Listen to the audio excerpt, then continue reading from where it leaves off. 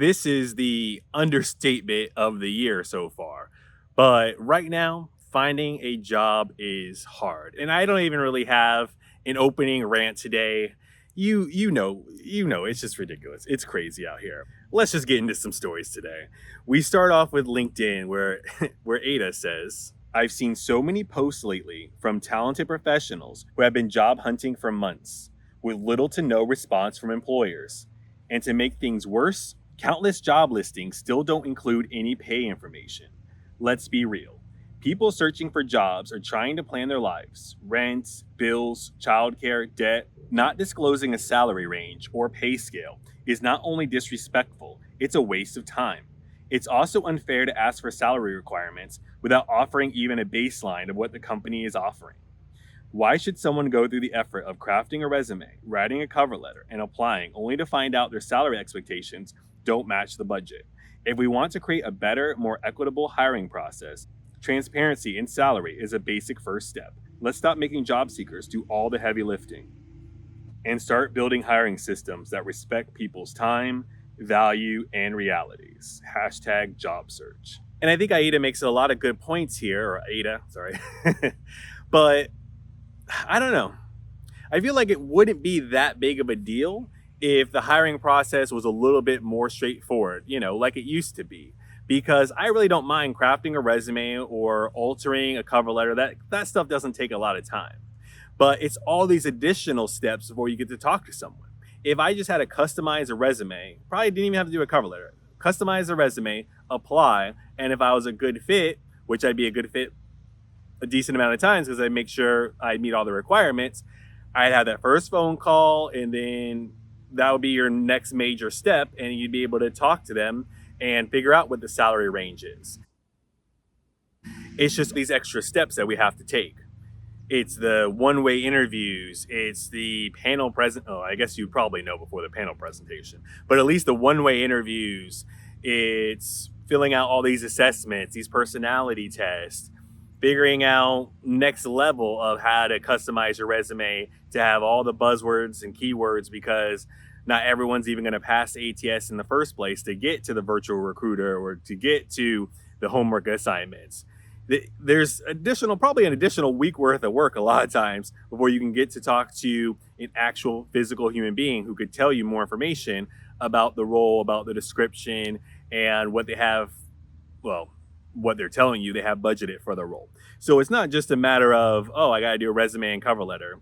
In the grand scheme of things in 2025, that's not your biggest time consumer. If you already have a resume, just make it some tweaks to make sure the titles are good, to make sure you have a couple extra keywords. If it wasn't all these additional steps involved as well, it probably wouldn't be as big of a deal. Now it's really a pain in the butt to not even know what your salary range is going to be. And if you do get a salary range, half the time I feel like it's 50,000 to 120,000, which is not a realistic range. Like, I just woke up.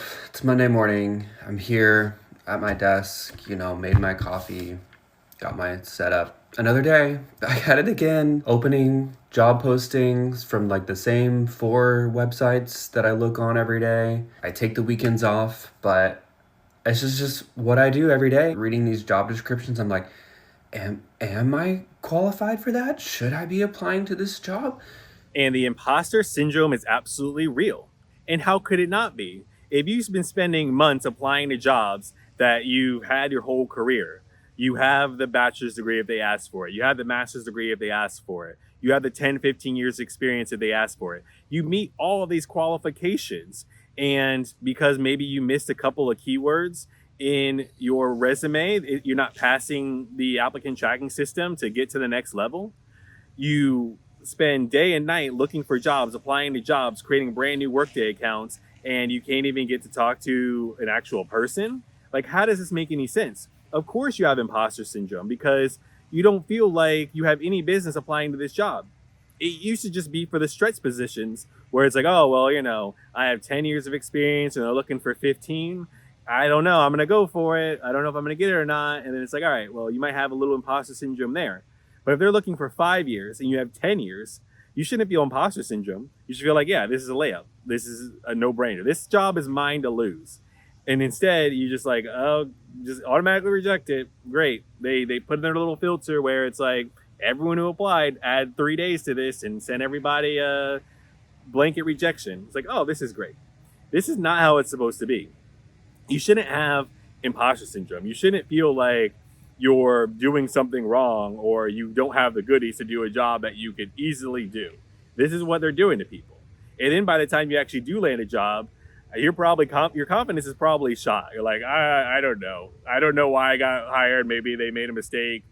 Maybe something wrong happened because I don't feel like I meet all the qualifications for any of these jobs. So it's an awful system right now. It's driving me crazy, actually, how no one's talking about how bad this job market is. I got laid off at the end of last year, but I've been actively searching for going on like 6 months now. You either never hear back, or a job was posted yesterday and it has hundreds of applications, or you do hear back and maybe you do 1 round, 2 rounds, and then it's like, thanks, but no thanks. Like, we found someone else that's more aligned. Someone needs to send him Labor Games channel. We talk about this every day. We don't talk about anything else. We talk about how bad this job market is. Maybe we'll get into how much people hate job, but it's still around jobs in general. So we need to grow this channel. Find this guy on TikTok and send him the link there. But but in seriousness, it's not just me talking about it. But if you're just watching the nightly news and you get down to unemployment's 4.2%, and you talk to some of your older people in your life, they're like, when I had it much harder, things were much more difficult.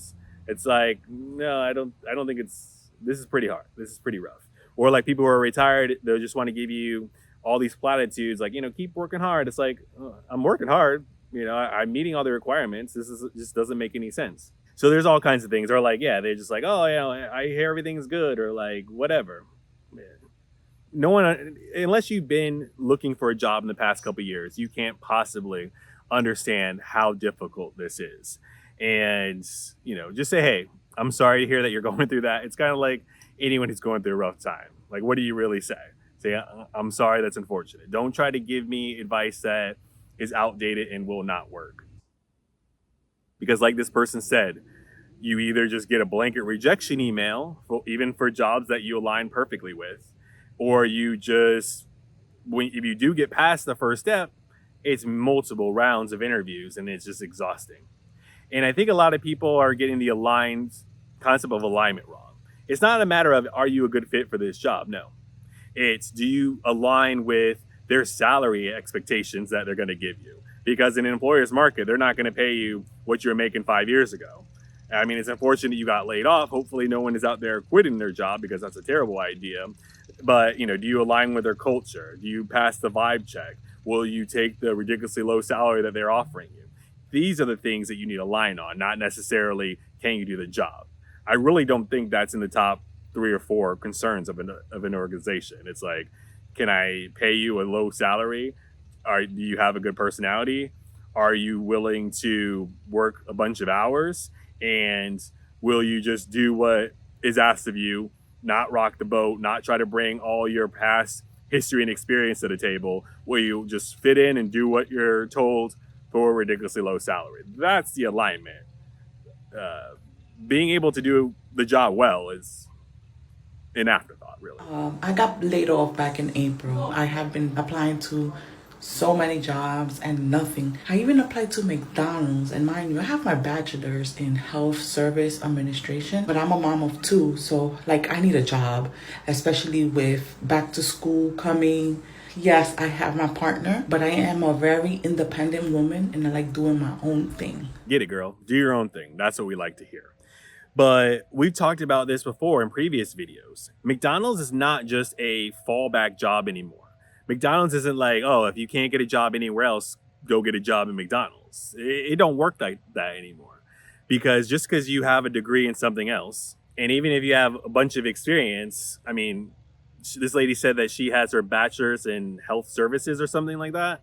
What does that have to do with McDonald's? Maybe if you're like, oh, I worked at PF Chang's or Red Lobster or something like that, something at least in the food industry. But what does health services have to do with McDonald's, right? This is not just, yes, and there's a bunch of turnover, but when we talk about alignment, again, are you going to be like in health services, whatever that entails, and then you align it perfectly with McDonald's, are you going to pass the vibe check of the average worker? I mean, we've all been into McDonald's. Do you think that your personality matches the average cashier or burger flipper at McDonald's?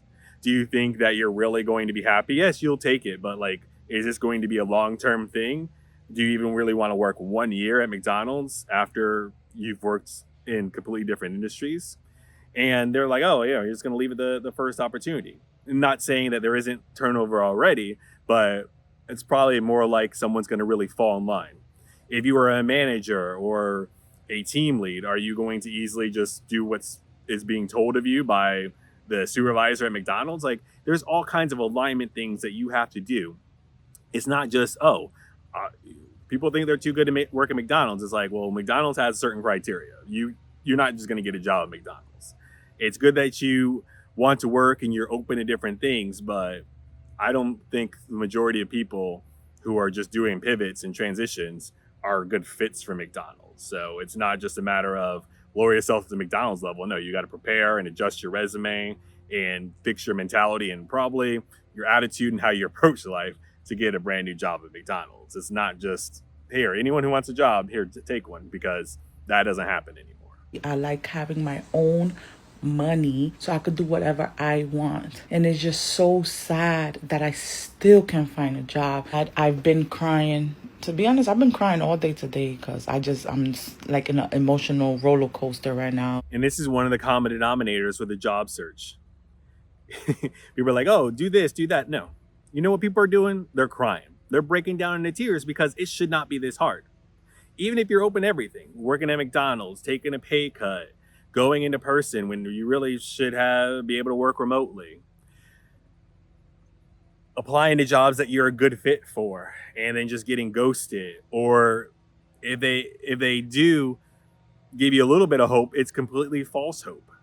So it's emotional. It's hard. It's very difficult to land a brand new job. And fortunately, you're not going to get the empathy from everyone. You're not going to get the understanding from anyone. And I'm not one of these career gurus who could just tell you do X, Y, and Z and you'll land a brand new job, because I don't know. And I don't think a lot of people know. I'm just here to share other people's testimonies. The best I can do is let you know that you're not alone in this situation. We're going to share other people's stories on social media. And God willing, you can find a brand new job somehow, some way in 2025. But let me know what you think about this down in the comments below. And if you have some extra time, YouTube thinks you'll get a lot of value out of the video on screen now. And until next time, remember, times are tough, but so are you. Talk to you later.